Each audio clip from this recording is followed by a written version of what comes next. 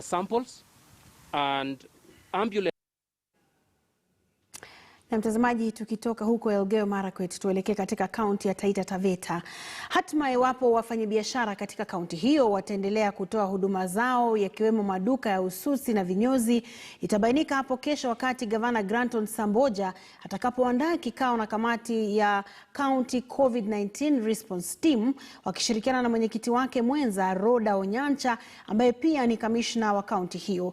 Akiongea alipoongoza hafla ya uzinduzi wa shughuli ya usambazaji chakula ambacho kinazidi kukusanywa na kamati ya County COVID-19 Resource Mobilization Team, Samboja amewataka wafanyabiashara kuzidi kudumisha nidhamu kwa kufuata maagizo ya serikali licha ya makali ya kiuchumi ambayo yanazidi kushuhudiwa, kwani wapo watakubaliana kufungua baadhi ya biashara ambazo zilisitishwa hapo awali huenda wakageuza fikra zao iwapo hawatatilia maanani sheria na masharti.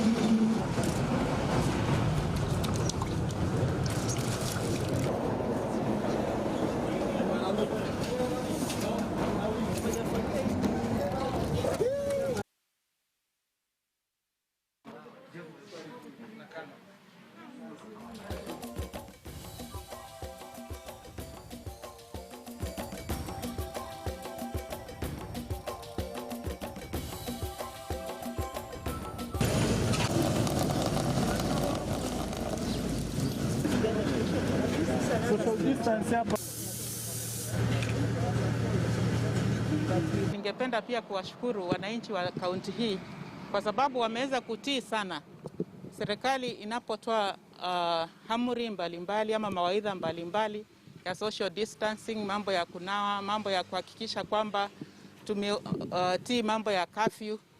Ningependa sana kuwashukuru kwa sababu tumeweza kuwa watu wa kutii, na inapofika wakati ule tunastahili kuwa manyumbani, umeweza kuwa nyumbani.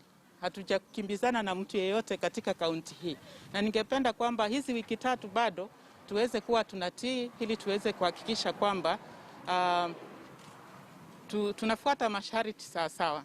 Tunajua uchumi umezorota kiasi kikubwa kutokana na masharti ambayo ilibidi tuyaweke kwa kaunti hii.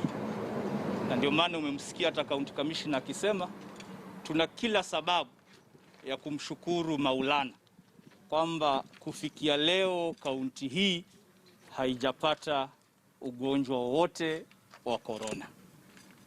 Na haya yote tulifanya kwa sababu ya sisi sote kama jamii ya Wataita na Wataveta kujikinga leo na kukinga pia vizazi vyetu vya siku za usoni. Mombasa mnaona karibu kila siku hakukosekani cases. Kwale kumekuwa na cases.